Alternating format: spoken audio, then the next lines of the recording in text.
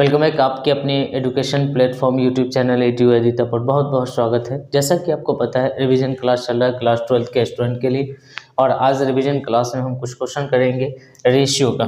ठीक है, accounting ratio अपना जो चैप्टर है उस चैप्टर से हम लोग कुछ क्वेश्चन करेंगे और इसके कॉन्सेप्चुअल क्वेश्चन को डिस्कस करेंगे। ठीक है, बाकी आप जानते हैं एग्ज़ाम बहुत करीब है, इसी लिहाज से जितने भी इम्पोर्टेंट रेशियो है, वैसे तो बहुत सारे रेशियो है लेकिन कुछ अच्छे रेशियो है जो जिससे क्वेश्चन आने के चांसेस है और जो आप इजीली बना सकते हो। ठीक है, बाकी जितने भी रेशियो है सब नाम बेस है, आप नाम पढ़ेंगे आपको समझ में आ जाएगा कि करना क्या है। ठीक है, हम आपको अभी एग्जांपल देंगे और आपको समझाएंगे कि किस तरीके से आप क्वेश्चन को अटेम्प्ट कर सकते हो। ठीक है, तो जल्दी जल्दी आप वीडियो को शेयर कर दीजिए अपने दोस्तों के बीच में, ताकि और भी बच्चे जुड़ जाएं जिनको इस वीडियो की ज़रूरत है, जिनकी तैयारी अभी तक अच्छी नहीं हो पा रही है। ठीक है, चलिए तो शुरुआत करेंगे। सबसे पहला रेशियो हम लेंगे करंट रेशियो। ठीक है ना, लिक्विड रेशियो कहते हैं इसको, लिक्विड रेशियो कहते हैं। आप इधर उधर मत ध्यान देना, सिर्फ यहाँ ध्यान देना जो मैं लिख रहा हूँ। ठीक है, लिक्विड रेशियो में हम जनरली दो तरह के रेशियो पढ़ते हैं, एक करंट रेशियो पढ़ते हैं और एक क्विक रेशियो पढ़ते हैं। ठीक है, लिक्विड में CA ही आता है, CA मतलब करंट और CL मतलब क्विक। ठीक है ना, मतलब CA और CL आता है। अब ये क्विक वाला क्या मसला है, तो क्विक वाला मसला ये है कि जो क्विक एसेट होता है वो जो होता है, आप पढ़े होंगे है ना, बस मुझे याद दिलाना है। करंट एसेट सब लेंगे लेकिन स्टॉक को और प्रीपेड एक्सपेंसेस को हम छोड़ देंगे। किसको छोड़ेंगे? स्टॉक को और प्रीपेड एक्सपेंसेस को हम छोड़ देंगे, तब जाके बनेगा हमारा क्विक एसेट। ठीक है ना, बात समझ में आ रही? तो हमारे बिजनेस में जो लिक्विड चीज़ होता है वो करंट एसेट और करंट लायबिलिटी होता है, जिसको हम लोग है ना वर्किंग कैपिटल के फॉर्म में भी शो कर सकते हैं। ठीक है, वर्किंग कैपिटल बराबर क्या होता है? वर्किंग कैपिटल बराबर क्या होता है, इस चीज़ को नोट कर लेंगे कहीं पर। वर्किंग कैपिटल बराबर क्या होता है? CA मतलब करंट एसेट माइनस CL मतलब करंट लायबिलिटी। ठीक है, ये होता है वर्किंग कैपिटल। तो इस रेस्पेक्ट में भी क्वेश्चन पूछा जा सकता है। तो जो करंट रेशियो होता है वो आइडियल करंट रेशियो होता है 2:1 और आइडियल क्विक रेशियो होता है 1:1। ठीक है, ये इसमें से एक ऑब्जेक्टिव का क्वेश्चन आपसे पूछा जाएगा। तो current ratio, ideal current ratio क्या होता है? 2:1 होता है। आइडियल क्विक रेशियो क्या होता है? 1:1 होता है। जल्दी से आप स्क्रीनशॉट ले लीजिए, बढ़ते हैं आगे। ठीक है, आपने पढ़ा होगा सबसे ज़्यादा अगर कोई चीज़ समझना है तो वो बैलेंस शीट समझना है। आपको बैलेंस शीट समझ में आनी चाहिए। बैलेंस शीट में कौन सी चीज़ कहाँ रहती है, करंट एसेट क्या होता है, करंट लायबिलिटी क्या होता है, उसमें क्या क्या शो होता है, वो आपको पता होना चाहिए। ठीक है, राइट है। करंट लायबिलिटी, करंट एसेट के बारे में आप बैलेंस शीट पढ़े होंगे तो आपको पता होगा। समझ में आ रही है मेरी बात? अगर आपको बैलेंस शीट नहीं पता है तो आप बैलेंस शीट जरूर पढ़िए। ठीक है, बैलेंस शीट का फॉर्मेट एक बार जरूर देख लीजिए। ठीक है, बाकी मैं आपको कुछ डिस्कस करूंगा जरूर, है ना। बस इतना कम से कम याद रखना कि capital plus liability equal to asset होता है। इसकी ज़रूरत आपको कहीं पर भी पड़ सकती है। ठीक, बाकी क्वेश्चन देखिए और क्वेश्चन को सॉल्व करिए। आपसे पूछा है करंट रेशियो। अब करंट क्या होता है तो आप बैलेंस शीट में देखे होंगे, एक होता है शेयर होल्डर फंड, एक होता है नॉन करंट लायबिलिटी, एक होता है करंट लायबिलिटी और एक नीचे होता है फिक्स्ड एसेट, एक होता है करंट एसेट। ठीक है, मतलब करंट की अगर बात करें तो एक करंट लायबिलिटी होता है और एक करंट एसेट होता है।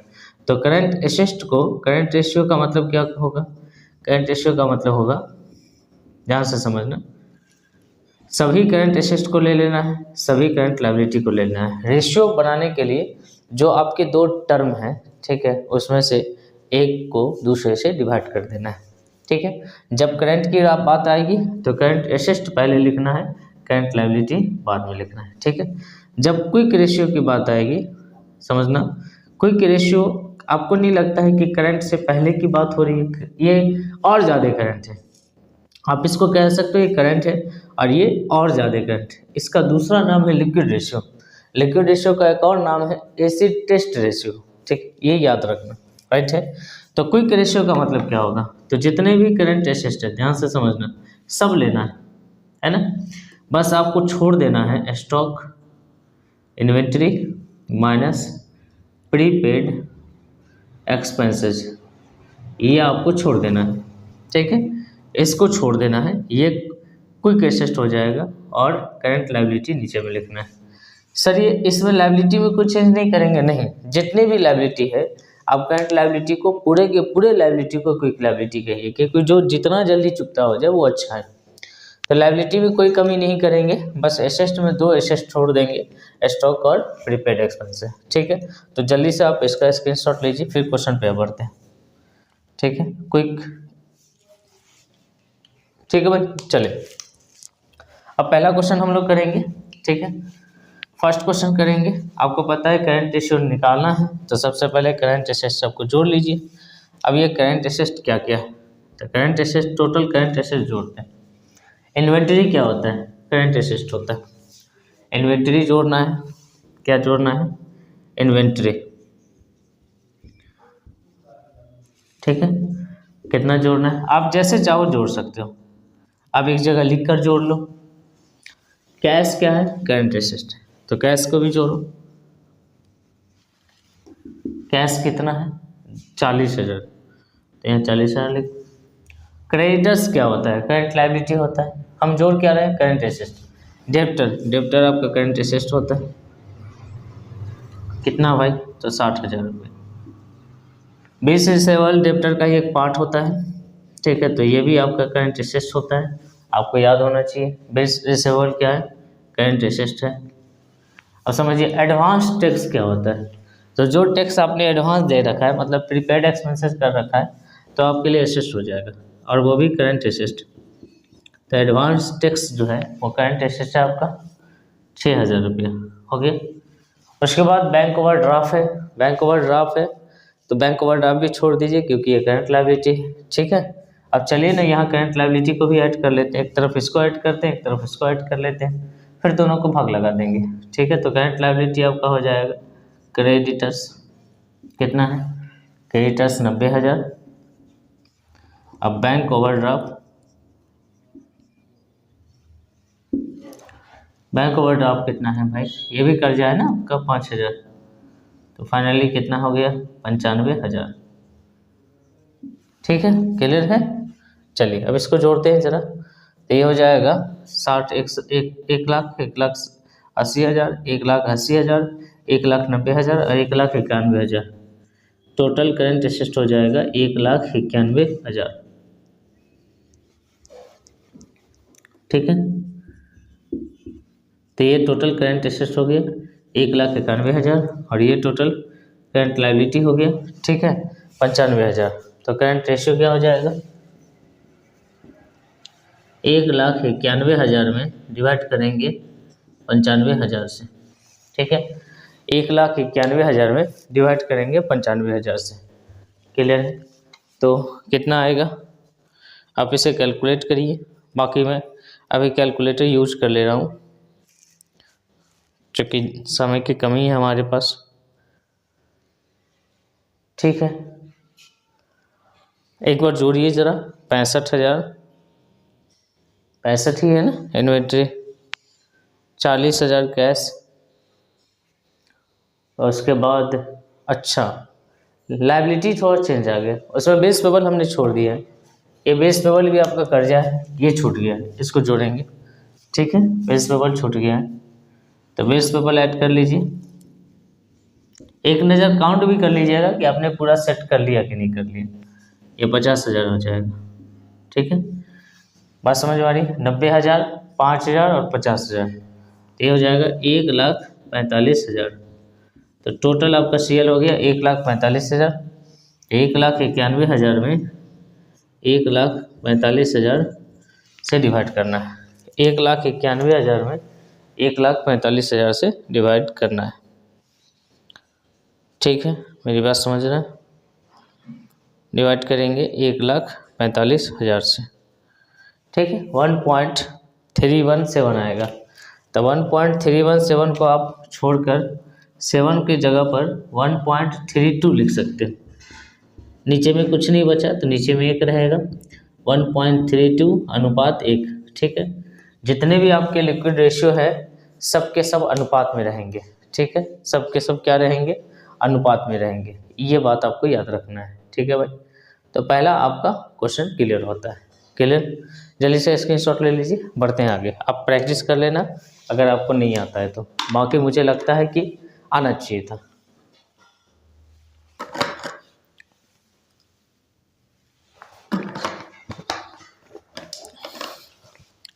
बाकी दूसरा रेशियो आप खुद निकाल लीजिए। इसमें से क्या करिए, ये CL उतना ही रहेगा, बस आप इन्वेंट्री छोड़ दीजिए, इसको छोड़ दीजिए और एडवांस प्रीपेड को छोड़ दीजिए,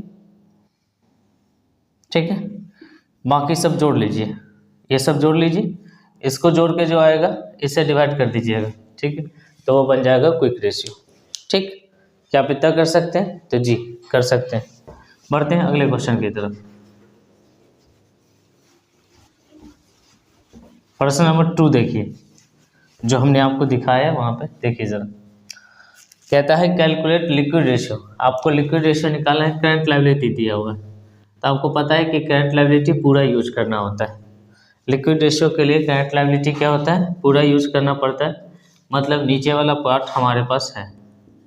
अब आपको करंट एसेट दे दिया, तो भैया सारा का सारा करंट एसेट क्यों दिया? आप जानते हैं 1,20,000 का करंट एसेट है ना। अगर करंट एसेट एक साथ कैलकुलेट है तो इसका मतलब ये है कि ये इन्वेंटरी और ये प्रीपेड एक्सपेंस दोनों उसमें इंक्लूडेड है, ठीक है। आपको बस करना क्या है कि इन्वेंटरी का जो पैसा है वो माइनस कर लेना है, ठीक है, वो माइनस कर लेना है, तब ना क्विक एसेट हो जाएगा। करंट क्विक में तब चला जाएगा जब आप इतना काम करेंगे, ठीक है। इन्वेंटरी का और ये 10,000 इसका, कुल मिला के ये हो जाएगा 90,000, है ना। बात समझ में आ रही है? तब आपके पास ये क्या आ गया, आपको पता है ये क्या आ गया, ये आ गया क्विक एसेट, ठीक है। करंट एसेट में से अगर आप इन्वेंटरी माइनस कर देते हैं, प्रीपेड एक्सपेंसेस माइनस कर देते हैं, तो वो जो आपके पास बनता है वो क्विक एसेट बनता है, और CL पूरा यूज करना है, ठीक है ना। तो आप देखिए क्विक रेशियो बराबर क्या हो जाएगा, तो क्विक रेशियो बराबर हो जाएगा 90,000 डिवाइड करेंगे 70,000 से, ठीक है। 3 0 4 0 से 4 0 खत्म हो जाएगा। 9 में 7 से डिवाइड करेंगे, तो 9 में 7 से डिवाइड करेंगे, 7 1 7 2 0, ठीक है। 7 2 14 है ना, 6 0 8 7 56, 1.28, नीचे में कुछ नहीं, एक रहेगा, 1.28:1, इसी द आंसर, ठीक है। तो ये आपका दूसरा क्वेश्चन क्लियर होता है। ध्यान से देखना, ये सारे क्वेश्चन बहुत इजी हैं, बहुत प्यारे क्वेश्चन सब है, ठीक है। आप देखो ज़रा, आगे बढ़ते हैं अगले क्वेश्चन की तरफ। ये बहुत इजी क्वेश्चन है, ठीक है। क्विक रेशियो, अब ध्यान रहे कि क्विक रेशियो भी सेम होता है, जैसा करंट रेशियो है वैसा क्विक रेशियो। CL पूरा यूज करना है, बस ये याद रखना है कि जितना करंट एसेट है उसमें 2 एसेट आपको छोड़ना है करंट एसेट में, एक इन्वेंट्री छोड़ना है और एक प्रीपेड एक्सपेंसेस छोड़ना है। तो करंट एसेट अगर पूरा कैलकुलेटेड है तो उसमें से इन्वेंट्री और प्रीपेड एक्सपेंसेस को माइनस कर देंगे, बोलो है कि नहीं, ठीक है। चलिए बढ़ते हैं अगले क्वेश्चन की तरफ, ठीक है भाई। तो इसको मिटाएंगे और अगले क्वेश्चन की तरफ बढ़ेंगे। और अगला क्वेश्चन बेहद शानदार है, ठीक है। बहुत बच्चे फंसते हैं इसमें, तो मैं आपको समझाऊंगा कि कितना आसान है, ठीक है। चलिए, तो ये हमारा क्वेश्चन नंबर कितना होगा भाई? 3 नंबर देखिए। कहता है करंट लायबिलिटी आपके पास दिया है, ठीक है। उसके बाद करंट रेशियो आपके पास दिया है ना। अब देखिए क्या क्या दिया है वो देखिए। करंट लायबिलिटी आपके पास 3,50,000 दिया, करंट रेशियो आपको दिया हुआ है। ध्यान से देखना और आराम से समझना, अपने आप को बिल्कुल शांत मुद्रा में कर लो, अपने दिमाग पर बिल्कुल। इसका मतलब आप जानते हैं, करंट रेशियो का मतलब जानते हैं, ये करंट एसेट है और करंट लायबिलिटी। रेशियो एक रिलेशन बनाता है, रेशियो क्या करता है, एक रिलेशन बनाता है कि ये वाला जो पद है इससे ये 3 गुना है, ये वाला जो पद है इससे ये 3 गुना है। ये कितना, ये हमको नहीं पता, लेकिन हमको ये पता चल चुका है पहले ही कि ये जो है वो 3,50,000 है। तो 3,50,000 अगर ये है तो ये कितना होगा? ये करंट एसेट है, ये करंट एसेट है और ये करंट लायबिलिटी। ये क्या है? CL है, और ये क्या है? CA। तो ये तो पता है हमको, एक बराबर अगर 3,50,000 है तो CA कितना हो जाएगा? तो CA हो जाएगा साहब 3 गुने 3,50,000 रुपया, ठीक है। आप जब इसको गुना करेंगे तो ये आ जाएगा 5 या 15, 3 3 9 1 10, ठीक है। 10,50,000 रुपया क्या आएगा भाई? 10,50,000 रुपया। ये CA आ गया, इसकी ज़रूरत हमें पड़ सकती है। तो ये CL हो गया और ये CA हो गया। अब मुझे ये बताइए कि करंट रेशियो अगर दिया हुआ है तो करंट रेशियो तो कभी नहीं पूछेगा आपसे, ठीक है, समझिएगा। उसके बाद कहता है एसिड टेस्ट रेशियो। ये एसिड टेस्ट रेशियो का मतलब क्विक रेशियो, क्विक रेशियो का मतलब लिक्विड रेशियो। ठीक है, आपसे पूछा है कि इसमें इन्वेंट्री का कीमत बताओ, सीए और क्विक एसेट बताओ। भाई मेरे ये तो सीए निकल गया, तो एक आंसर आपका ये निकल गया। ठीक है, अब ज़रा इसको भी देखना, उसको भी निकाल देना। दूसरा आपसे कहा है कि क्विक रेशियो क्यों दिया है, ध्यान से देखना। ये क्विक रेशियो दिया हुआ। क्विक रेशियो का मतलब क्या होता है आपको पता है? क्विक रेशियो का मतलब क्या होता है? क्विक रेशियो का मतलब होता है जो आपका करंट एसेट है उसमें से स्टॉक और प्रीपेड एक्सपेंसेस माइनस है। ठीक है, प्रीपेड एक्सपेंसेस के बारे में कोई चर्चा नहीं रहेगा तो मत करना, लेकिन स्टॉक माइनस करके लिखना है। ठीक है, ध्यान से समझना। ओके, तो ये जो क्विक रेशियो है मतलब एसिड टेस्ट रेशियो है ना, इसको कभी तोड़ना नहीं, इस पर बैठाना। तोड़ना किसको है? करंट इस रेशियो को। करंट रेशियो को इस तरह तोड़ना है, ये सीएल हो जाएगा, ये हो जाएगा। एक यूनिट बराबर अगर इतना है तो 3, ये जो है इससे 3 गुना है, इससे 3 गुना है। ये 1 रुपया तो 3 रुपया, तो ये अगर 3,50,000 रुपया है तो ये हो जाएगा 10,50,000 रुपया। ठीक है, अब आपके पास क्विक रेशियो दिया है। एसिड टेस्ट रेशियो का मतलब क्विक रेशियो। ठीक है, तो एसिड टेस्ट रेशियो का मतलब क्या होता है? इसको तोड़ना नहीं, तोड़ भी नहीं सकते क्योंकि इसके साथ सी ए अब माइनस स्टॉक जुड़ा हुआ है बटा सी एल। ठीक है ना, इसको आप तोड़ भी नहीं सकते हो क्योंकि माइनस में स्टॉक जुड़ा हुआ है। प्रीपेड एक्सपेंसेस की चर्चा रहे तो करना, नहीं रहेगा तो नहीं करना। ये क्विक एसेट हो गया, सी ए माइनस स्टॉक बराबर क्विक एसेट। तो quick asset upon quick current liability. Quick asset current liability, सारे के सारे करंट लायबिलिटी क्विक ही होते हैं, लेकिन जितने करंट एसेट होते हैं उसमें से स्टॉक को छोड़ देना है, प्रीपेड एक्सपेंसेस को छोड़ देना है, तब वो क्विक एसेट कहलाता है ना जी। तो ये आपको दिया हुआ है, कितना दिया हुआ है? 1.75 अपॉन 1। ध्यान से जाए, ध्यान से समझना। अब देखो आपसे कहा है कि इन्वेंट्री का कीमत बताइए, मतलब स्टॉक के बारे में बताइए। ठीक है ना, तो आपके पास सी ए पता है, बिठा दीजिए, सी एल पता है, बिठा दीजिए, कैलकुलेशन करिए, स्टॉक का वैल्यू ले आइए। ठीक है, तो देखिए ज़रा, तो यहाँ पर सी ए कितना है भाई? 3,50,000। स्टॉक नहीं पता है, स्टॉक को स्टॉक रहने दीजिए। और सी एल कितना है? सॉरी, सी ए है आपका 10,50,000 रुपये। सी ए कितना है? 10,50,000 और सी एल है 3,50,000। और ये है 1 पॉइंट, ये जो 7 है ना, इसको पॉइंट को उड़ा देंगे तो 2 अंक के बाद पॉइंट है तो 2 जीरो बैठ जाएगा। अब इसको भी काट सकते हैं, 25 8 25 7 200 175 और 25 चौका ये तो 7/4। ठीक है, तो फिर बच्चों आपको क्या करना है? इसको क्रॉस कर लेना है, इसको भी क्रॉस कर लेना है, स्टॉक का वैल्यू आ जाएगा। ठीक है, स्टॉक का जैसे ही वैल्यू आ जाएगा, आपसे एक और चीज़ पूछा है, क्विक एसेट बताइए, तो करंट एसेट में से स्टॉक को माइनस कर देना है तो क्विक एसेट आ जाएगा। तो क्या ये काम कर सकते हो अपने से? करके देखो जरा, स्क्रीनशॉट ले लो, इसको आधा अधूरा छोड़ो और इसको करके देखो। ठीक है, 4 से इसको मल्टीप्लाई करो, इसमें और इसमें 4 स्टॉक हो जाएगा, इससे मल्टीप्लाई करोगे जितना भी आए। ठीक है, उसके बाद इससे मल्टीप्लाई करोगे, स्टॉक को का वैल्यू निकाल लेना है आपको। ठीक है, स्टॉक का वैल्यू निकाल लेना है, ये याद रखना है, ये पूछा है आपसे। क्लियर है? तो बहुत आसान है, बहुत शानदार है। ठीक है, कर सकते हो, है ना, कर सकते हो, तुम कर सकते हो बिल्कुल। चलो आगे बढ़ते हैं, अगले क्वेश्चन की तरफ बढ़ते हैं। ठीक है भाई,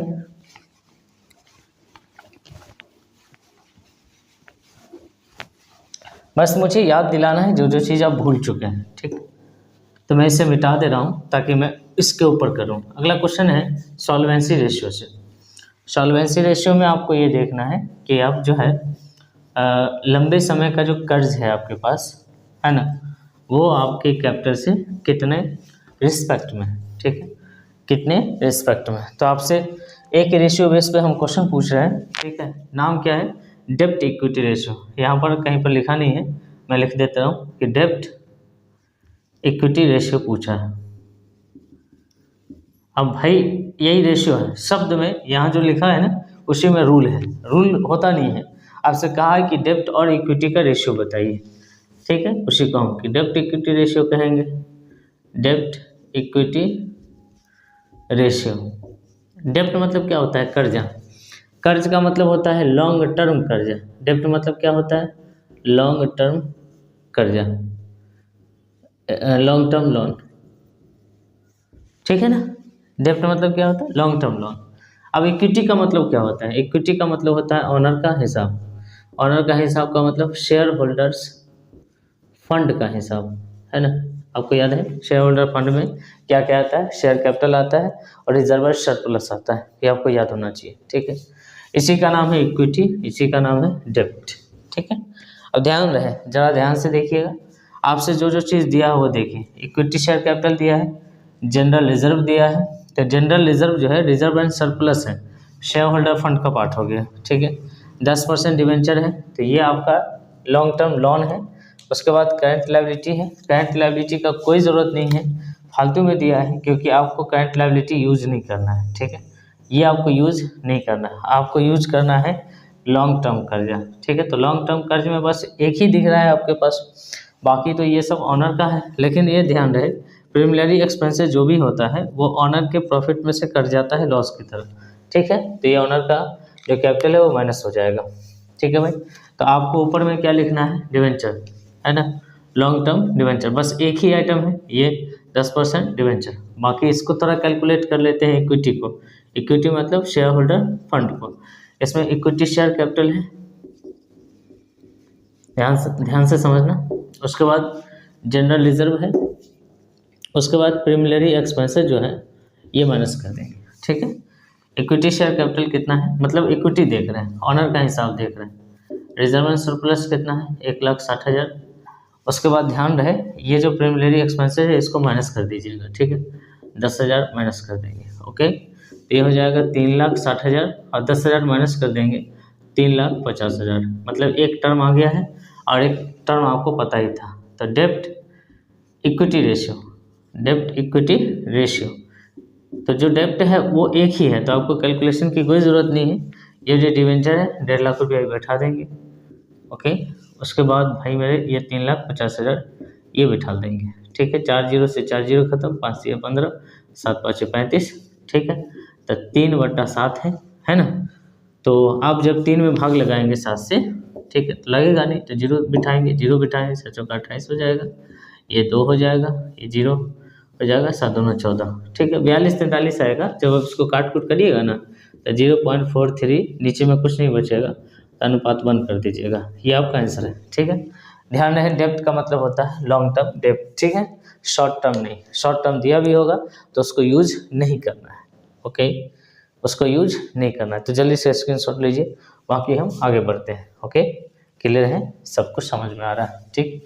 चलिए, तो ये शानदार सा क्वेश्चन था। इस टाइप के क्वेश्चन पूछे जाने के पूरे चांसेस हैं आपके साथ, ठीक है ना, ओके। चलिए, अगला क्वेश्चन सेम उसी टाइप का है, डेब्ट इक्विटी रेशियो पूछा है आपसे, ठीक। डेब्ट इक्विटी रेशियो का मतलब टोटल डेब्ट आपको दिया है। टोटल डेब्ट का मतलब होता है, टोटल नहीं, यहाँ सिर्फ लॉन्ग टर्म डेब्ट लेना है, ध्यान रहे, यहाँ सिर्फ लॉन्ग टर्म डेब्ट लेना है, टोटल नहीं। टोटल का मतलब शॉर्ट टर्म और लॉन्ग टर्म दोनों होता है, ठीक है, लेकिन हमको लॉन्ग टर्म डेब्ट चाहिए, टोटल नहीं, ठीक है ना। तो हम क्या करेंगे, हमारे पास डेब्ट में टोटल डेब्ट का मतलब लॉन्ग टर्म और शॉर्ट टर्म दोनों, मतलब करंट लायबिलिटी भी और लॉन्ग टर्म लायबिलिटी भी, ठीक है ना। तो हम क्या करेंगे, टोटल में से इसको माइनस कर देंगे, टोटल में से इसको माइनस कर देंगे, तो लॉन्ग टर्म,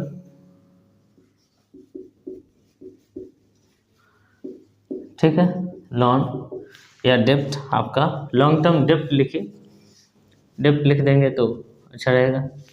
लॉन्ग टर्म डेब्ट निकालने के लिए क्या करेंगे, जो आपका टोटल डेब्ट है 3,31,30,000, उसमें से करंट लायबिलिटी 70,000 माइनस कर दीजिए, तो ये 60,000 का है, ओके। उसके बाद आते हैं शेयर होल्डर फंड पे। भाई मेरे शेयर होल्डर फंड कैसे आएगा, शेयर होल्डर फंड मतलब कैपिटल। आपको पता होना चाहिए कि शेयर होल्डर जो फंड होता है वो कैपिटल होता है, तो capital plus liability equal to asset, हमने आपको बताया।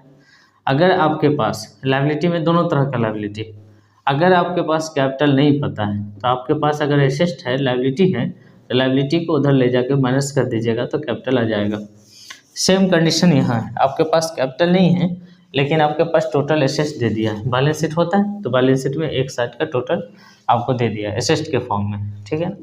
अब क्या करेंगे, टोटल एसेट में से ये जो टोटल लायबिलिटी है वो माइनस कर देंगे। ये जो 70,000 इसमें शामिल है इसको दोबारा माइनस मत कर देना। ये 1,65,000 में से 1,30,000 माइनस हो जाएगा, ठीक है ना। तो आपको क्या आ जाएगा भाई मेरे, इक्विटी आ जाएगा। इक्विटी मतलब शेयर होल्डर फंड, यह याद रहे। तो आप क्या करेंगे कि टोटल एसेट में से टोटल डेप्ट को माइनस कर दीजिए। 1,65,000 में से 1,30,000 माइनस कर दीजिए, तो ये आएगा 35,000 रुपया। ओके, अब चलिए निकाल लेते हैं। तो लॉन्ग टर्म डेप्ट कैसे निकालेंगे, डेप्ट इक्विटी रेशियो 60,000, नीचे भाग लगाएंगे 35,000, ठीक है। 1,65,000 है तो यहाँ जीरो ज़्यादा पड़ गया, ठीक है। इसे इसको ख़त्म कर देंगे, 7 5 35, 12 5 60, तो 12/7। आप इसको और काट सकते हो, तो 12 में 7 से भाग लगाइएगा, 7 1 7 होगा, 5 होगा, 0 होगा, 0 होगा, 7 7 49 होगा, एक ऐसे ही समथिंग आएगा 1.71। नीचे में कुछ नहीं है तो एक ले लीजिएगा, 1.71 अनुपात 1, ठीक है। तो इस टाइप के क्वेश्चन ढूंढ के आपके बुक में जितने हैं इलस्ट्रेशन भी है उसको सॉल्व करिए, जल्दी से इसके शॉट लीजिए, बाकी हम आगे बढ़ेंगे, ठीक है। ये याद रहे, लॉन्ग टर्म डेप्ट का मतलब सिर्फ लॉन्ग टर्म, ठीक है, शॉर्ट टर्म नहीं। अगर आपके पास टोटल डेप्ट दिया है और शॉर्ट टर्म डेप्ट दिया है तो आपको उसमें से माइनस करके लिखना पड़ेगा, ठीक है जी। मिटा दे रहा हूँ, अगले क्वेश्चन की तरफ बढ़ेंगे। तो इन्हीं टाइप के क्वेश्चन आपके एग्जाम में रहेंगे, है ना। बस याद ताज़ा कर लेना है आपको और एग्ज़ाम देकर आना है, ठीक है। अब बेहतर अच्छे नंबर से पास होना है, बेहतर अच्छे नंबर से पास होकर दिखाना है आपको, ठीक है जी। चलिए बढ़ते हैं छठे क्वेश्चन की तरफ, ठीक। ये 7 हो जाएगा और ये 8 हो जाएगा। 8 क्वेश्चन लिया हूँ मैंने, है ना। देखते हैं, कहता है ओके ओके ओके ओके, देखिए कहता है ओपनिंग इन्वेंट्री, ओपनिंग इन्वेंट्री का मतलब स्टॉक, ठीक है।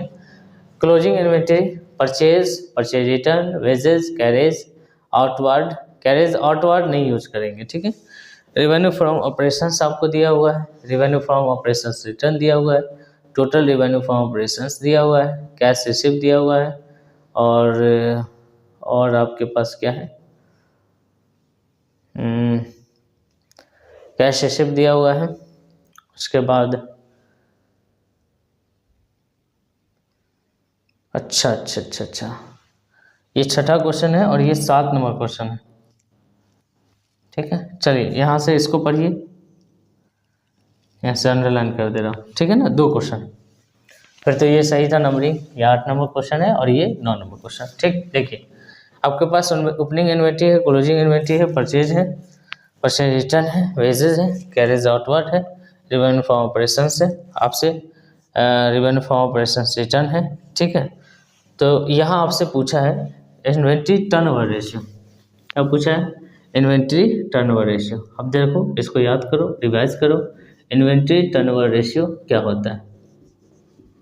इन्वेंट्री टर्नओवर रेशियो क्या होता है, ठीक है। आपकी जो इन्वेंट्री है उससे आप माल प्रोड्यूस करते हो, मतलब COGS, cost of goods sold, और आपकी जो इन्वेंट्री है उसका एवरेज क्या है, ठीक है। ये आपको निकालना है, ये निकालना है कि आपका जो कॉस्ट ऑफ गुड्स सोल्ड है उसमें आपके इन्वेंट्री का क्या योगदान है, ठीक है। मतलब आपके एवरेज इन्वेंट्री का वो कितना मल्टीप्लाई है कॉस्ट ऑफ गुड्स सोल्ड, ठीक है ना। अब कॉस्ट ऑफ गुड्स सोल्ड कैसे निकालता है, तो आपको एक तो तरीका कि सीधे सीधे खर्चा दिया जोड़ लीजिए, ठीक है। और एवरेज स्टॉक कैसे निकलता है, तो ओपनिंग में क्लोजिंग को मतलब कैलकुलेशन करिए, ठीक है। तो कॉस्ट ऑफ गुड्स सोल्ड देखिए तो सारा चीज़ ऊपर से दिया है क्या, जी सर बिल्कुल दिया है, ठीक है। आप ओपनिंग इन्वेंट्री जोड़ लीजिए, परचेज करके लाए हैं वो जोड़िए, परचेज रिटर्न माइनस करिए, खर्चा मतलब माल को बनाने का खर्चा आपको कैलकुलेट करना है, सीधे शुरू से खर्चा दिया हुआ है, ठीक है। तो आप क्या करेंगे, कॉस्ट ऑफ गुड्स सोल्ड निकालने के लिए आप ओपनिंग स्टॉक को जोड़ेंगे 14,000 रुपये, उसके बाद नेट परचेज जोड़ते हैं, आपको याद है क्या, जो खरीद के लाते हैं वो जोड़ते हैं, तो 58,000 में 8,000 माइनस हो जाएगा, क्योंकि आपने रिटर्न कर दिया तो 50,000 ही ऐड होगा। उसके बाद खर्चा सब ऐड होता है जो प्रोडक्शन में लगता है, तो ज़रा ध्यान से देखिए, वेजेज की ज़रूरत, मजदूर की ज़रूरत तब पड़ती है जब आप माल बनाते हैं। उसके बाद कैरेज आउटवर्ड, हम इसमें इसको शामिल नहीं करेंगे, ठीक है, ध्यान से समझिएगा। हमको कॉस्ट निकालना है, कैरेज आउट बाद जब माल तैयार हो जाता है तब आप बेचने में खर्च कर रहे हो, ठीक है। तो माल तो तैयार करने का हमको खर्चा निकालना है, ना कि तैयार होने के बाद का खर्चा निकालना है। तो ये हमारा आउटवर्ड यूज नहीं होगा, ठीक है। इसकी यूज़ हम नहीं करेंगे। ओके, हो गया बात खत्म। तो ये खर्चा भी हो गया, परचेज भी कर लिया, और क्लोजिंग स्टॉक को माइनस कर दीजिए। तो क्लोजिंग स्टॉक जो आपका है 44,000 वो माइनस कर दीजिए, ठीक है। हम सीधे अमाउंट लिख दिए हैं, तो आप पूरा लिख कर करना बढ़ते हैं, ठीक है। तो 1,14,000 और 50,000 64,000 में से 64,000 में 38,000 आप जोड़ दीजिए, ठीक है। 0,0,0,0 8 4 12 1,02,000 रुपये, ठीक है जी। 1,02,000 में 44,000 माइनस कर दीजिए। 44,000 माइनस करेंगे 0,0,0 8 4 12 9 में से 4 गया तो 5 58,000 रुपये। तो कॉस्ट ऑफ गुड्स सोल्ड आ गया 58,000 रुपया। ओके, एवरेज स्टॉक की बात करते हैं। तो एवरेज स्टॉक कैसे निकलता है? आपके पास दो तरह के स्टॉक होते हैं, ओपनिंग 14,000 और क्लोजिंग 14,000 44,000 डिवाइड कर देंगे 2 से, ये हो जाएगा भाई मेरे 58,000 रुपये। तो 58,000 को 2 से डिवाइड करेंगे तो 29,000 आएगा। तो ये आपका एवरेज स्टॉक आ गया। अब स्टॉक टर्नओवर रेशियो आपसे पूछा है, इसको इन्वेंट्री टर्नओवर रेशियो भी कह सकते हैं। तो COGS 58,000 ऊपर में लिखेंगे और 29,000 आपका एवरेज स्टॉक नीचे में लिखेंगे और आप डिवाइड कर देंगे तो 2 टाइम्स आएगा। इसको कहेंगे टाइम्स इन्वेंट्री टर्नओवर। जितने भी रेशियो हैं, debtor turnover ratio, inventory turnover ratio, creditors turnover ratio, सब के सब टाइम्स में लिखे जाते हैं, ठीक है। बाकी रेशियो में कौन कौन लिखते हैं? लिक्विड रेशियो और सॉल्वेंसी रेशियो, उसको हम रेशियो में लिखने होते हैं, ठीक है। तो जितने भी टाइम्स वाले हैं ना, इन्वेंट्री टर्नओवर रेशियो वाले जितने भी, उसको टाइम्स में लिखना। तो जल्दी से स्क्रीनशॉट ले लीजिए, ठीक है। और बढ़ते हैं आगे। वीडियो को पॉज करके आप देख सकते हो, वीडियो रिकॉर्डेड रहती है चैनल पे, वो भी आप देख सकते हो, ठीक है। शानदार सा ये क्वेश्चन सब है, आप ज़रूर देखना। तो भाई ये क्वेश्चन क्लियर हो गया। अब बढ़ते हैं 7 नंबर क्वेश्चन देखते हैं, ठीक है ना। ओके, समझ रहे हैं मेरी बात को? अब देखिए, एक होता है डेब्टर टर्नओवर रेशियो, एक होता है क्रेडिटर टर्नओवर रेशियो, ठीक है। अब डेब्टर टर्नओवर रेशियो कैसे होता है? DTR, ठीक है। डी को डेब्टर को रिसीवेबल भी कहते हैं। इसके लिए आप क्या करोगे? नेट क्रेडिट, भाई डेब्टर कब बनता है? जब आप सेल करते हो। Net credit sales average debtor से आपको भाग लगा देना है, ठीक है। तो चलिए ज़रा देखते हैं, बढ़ते हैं क्वेश्चन में क्या कहता है। कैश रिवेन्यू फ्रॉम ऑपरेशंस, ठीक है, ठीक है भाई। Total revenue from operations, total revenue मतलब 5 लाख में टोटल है, कैश भी है और क्रेडिट भी है। और आपसे कहता है कि 5 लाख में कैश हम बेचे हैं 1 लाख का, ठीक है। तो क्रेडिट सेल्स कितना हो जाएगा? कितना शानदार है भाई। मैं कह रहा हूँ कि नगद और उधार मिला के हमने 5 लाख के बेचे, जिसमें नगद के सिर्फ 10 लाख है, मतलब 1 लाख है। तो उधार के कितने हो गए? 4 लाख। आई बात समझ में? एवरेज डेब्टर निकालने की बात करता है।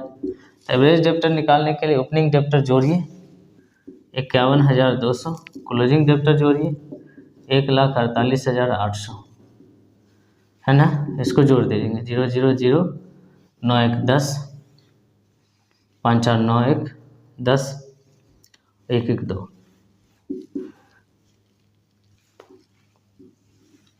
2 लाख। 2 से डिवाइड भी करना है तो 2 लाख में 2 से डिवाइड करेंगे भाई। 1 और 2 को जोड़ेंगे तो 2 से डिवाइड भी तो करेंगे, तब ना एवरेज बनेगा। तो 1 लाख आपका AD है, मतलब एवरेज डेब्टर है। आप इसको एवरेज रिसीवेबल भी कह सकते हो, ठीक है। तो रिसीवेबल टर्नओवर रेशियो या DTR, डेब्टर टर्नओवर रेशियो, आप जो भी नाम दो, ठीक है। तो आपके पास नेट क्रेडिट सेल्स हो गया 4 लाख, ठीक है। और 1 लाख का आपका ये है। तो 4 टाइम्स आपको जितने भी टर्नओवर रेशियो पढ़ना है उसमें टाइम्स देना।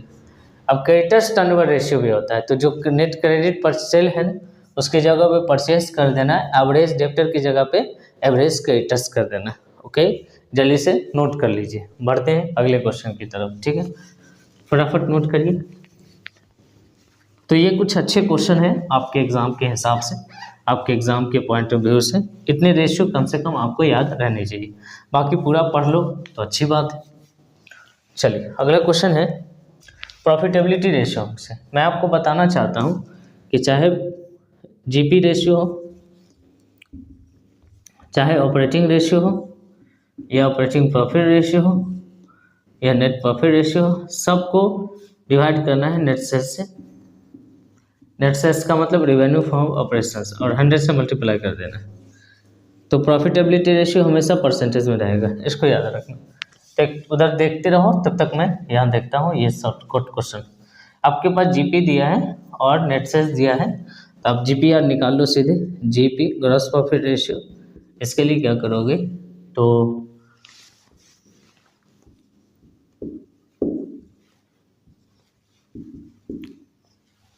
80,000 जीपी है, 80,000 नेट सेल्स है। क्या ये क्वेश्चन हमने लिया है कहीं से? अच्छा, मैं इसको 8 लाख कर दे रहा हूँ, ठीक है, 8 लाख कर दे रहा हूँ। चलो, और 100 से मल्टीप्लाई कर देंगे,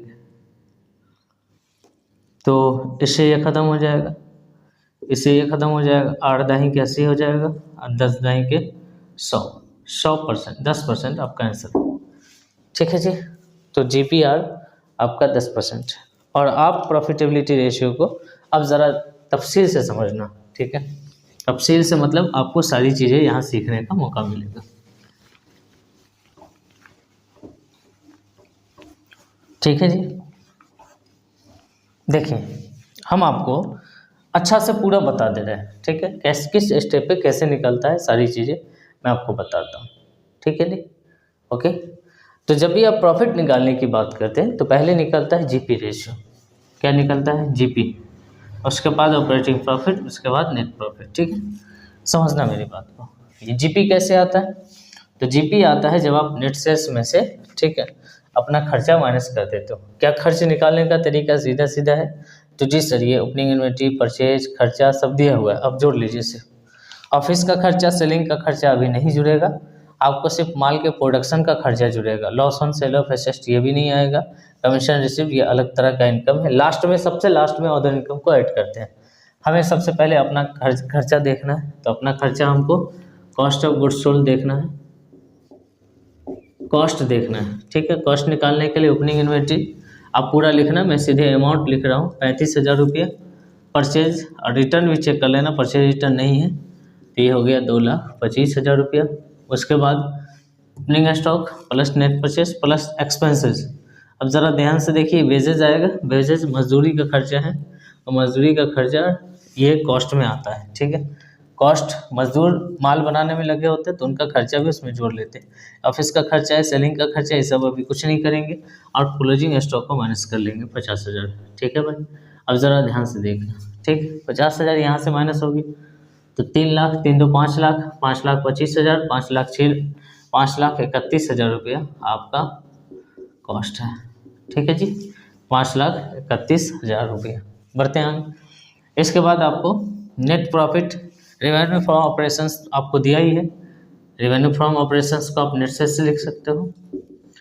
तो नेट सेल्स आपके पास 4,60,000 रुपया, ठीक है भाई, 4,60,000 है। तो इस हिसाब से ये थोड़ा सा गड़बड़ है, नेट सेल्स को बढ़ाना पड़ेगा। आप इसको 6,60,000 कर दो,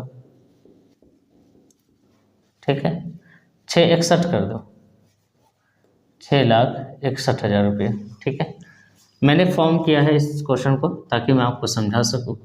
तो 6,61,000 रुपया आपका ये है। आपको जीपी निकालना है, तो जीपी निकालने के लिए आपका नेट सेल्स सीरीज से निकलेगा, पहले जीपी, फिर ओपी, फिर एनपी, ठीक है। 5,31,000 रुपये, ठीक है भाई। तो ये हो जाएगा 0 0 0, ये 0, ये 30,000 रुपये आपका जीपी आ गया।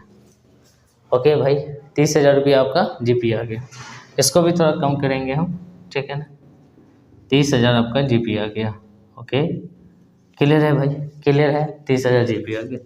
तो आपको सबसे पहले जीपी रेशियो निकालना है। तो जीपी रेशियो निकालने के लिए 30,000 को ऊपर में लिखना है, उसके बाद नेट सेल्स को 6,61,000 को नीचे में लिखकर 100 से मल्टीप्लाई कर दीजिएगा, तो ये आपका एक आंसर आ जाएगा, ठीक है। उसके बाद हम निकालेंगे ऑपरेटिंग प्रॉफिट रेशियो, ठीक है। ऑपरेटिंग प्रॉफिट रेशियो कैसे निकलेगा? तो ऑपरेटिंग प्रॉफिट रेशियो निकालने के लिए जहाँ तक आप जीपी में आ गए हैं, जीपी के बाद आप ऑफिस और सेलिंग का खर्चा घटाएंगे, 2 खर्चा घटाएंगे। जीपी में 2 खर्चा घटाएंगे, ठीक है, ऑफिस का खर्चा और सेलिंग का खर्चा। ऑफिस एंड एडमिनिस्ट्रेशन का खर्चा, सेलिंग एंड डिस्ट्रीब्यूशन का खर्चा ध्यान में रखना है, ठीक है। ये ऑपरेटिंग खर्चा कहलाता है, ठीक है ना, ऑपरेटिंग खर्चा कहलाता है। तो जीपी में से आप ऑफिस एंड एडमिनिस्ट्रेशन का खर्चा 3000 रुपये, सेलिंग एंड डिस्ट्रीब्यूशन का खर्चा 2000 रुपया माइनस करेंगे। तो जीपी आपका कितना है भैया, तो जीपी आपका 30,000 है। 30,000 में 3 और 2000 5,000 रुपया माइनस हो जाएगा, तो कुल मिला के बचेगा 25,000 रुपया, ठीक है। तो ऑपरेटिंग प्रॉफिट रेशियो आ गया। तो ऑपरेटिंग प्रॉफिट रेशियो निकालने के लिए आपको क्या करना पड़ेगा, ऑपरेटिंग रेशियो को ऊपर में, प्रॉफिट को, और नीचे में आपको नेट सेल्स रख देना है। सबके नीचे में नेट सेल्स रखना है, 100 से मल्टीप्लाई करना है, एक आंसर आपको ये आ जाएगा, ठीक है ना। आपसे एक चीज़ पूछेगा, ऑपरेटिंग रेशियो या ऑपरेटिंग कॉस्ट रेशियो, ये ऑपरेटिंग प्रॉफिट रेशियो था, एक होता है ऑपरेटिंग रेशियो। तो ऑपरेटिंग रेशियो क्या होता है, तो ऑफिस एंड एडमिनिस्ट्रेशन का खर्चा, सेलिंग एंड डिस्ट्रीब्यूशन का खर्चा तक, जितना खर्चा हो, इवन माल बनाने का खर्चा, कॉस्ट का खर्चा, ठीक है। इसको कैसे निकालेंगे, कॉस्ट प्लस ऑफिस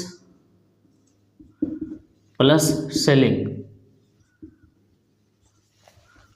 ठीक है, cost plus office plus selling. मतलब आप ये कह सकते हो कि सेलिंग तक का जितना भी खर्चा है ना, जितना भी खर्चा है सबको जोड़ लेना है, वो ऑपरेटिंग रेशियो कहलाएगा, ऑपरेटिंग कॉस्ट कहलाएगा। ये ऑपरेटिंग कॉस्ट होगी। फिर वही बात, नेट सेल्स से आपको डिवाइड कर देना है और 100 से मल्टीप्लाई कर देना है। तो आप ये काम कर सकते हो, बिल्कुल कर सकते हैं सर। कॉस्ट कितना है अपना 5,31,000, ऑफिस का खर्चा कितना है 3,000, सेलिंग का खर्चा कितना है 2,000, सबको जोड़ देना है। नेट सेल्स कितना है 6,61,000, उससे डिवाइड कर देना है। ये हो गया ऑपरेटिंग रेशियो। ऑपरेटिंग प्रॉफिट अलग चीज़ है, ऑपरेटिंग रेशियो में सिर्फ ऑपरेटिंग खर्चा जोड़ लेना है, अभी तक का खर्चा, ऑपरेटिंग तक का खर्चा। तो ऑपरेटिंग तक के खर्चे में आपको एक तो माल बनाने में खर्च लगा है, फिर ऑफिस का खर्चा लगा है, फिर सेलिंग का खर्चा लगा है, ठीक है।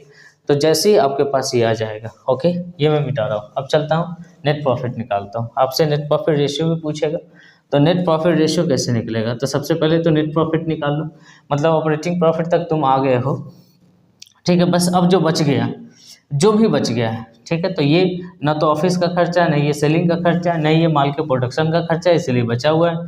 अदर इनकम सब लास्ट में जुड़ता है, सबसे लास्ट में जुड़ेंगे, ठीक है, नेट प्रॉफिट निकालने में। तो आपके पास अगर ऑपरेटिंग प्रॉफिट है, इसमें आप जो है ये माइनस कर लेंगे, है ना, 10,000 रुपये, और अदर इनकम सबसे लास्ट में आप यहाँ पे जोड़ेंगे, ठीक है।